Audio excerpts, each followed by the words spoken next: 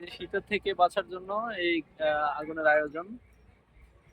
অনেক ঠান্ডা পড়ছে, এই কারণে হচ্ছে এখানে আগুন জ্বালিয়ে কিছুটা শীত নিবারণের চেষ্টা চলছে। হাই, হ্যাঁ। আগুন পোহাইতেছি আমরা।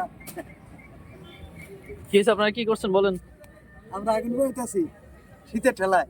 শীত, অনেক শীত। হ্যাঁ, দেখছেন, এত শীত পড়ছে, উত্তরবঙ্গের শীত এখন সর্বমুখ হয়ে গেছে। আমাদের সোনারগাঁ চলে আসছে।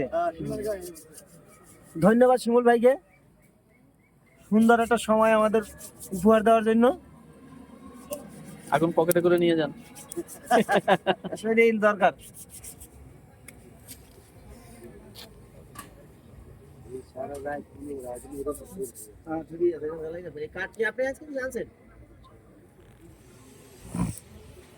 এই তো মামা মাঝে মাঝে এরকম আগুন করে যায়। হ্যাঁ হ্যাঁ হ্যাঁ।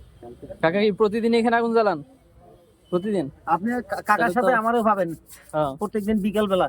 তাহলে আমরাও প্রতিদিন এখানে আসতে হবো। এই লাকড়ির যোগান দেয় কে? মানে টাকা ব্যবস্থা করেন? টাকা লাগে না, টাকা দরকার না, টাকা দিয়ে কিনতে হয় না, এমনি ফ্রি।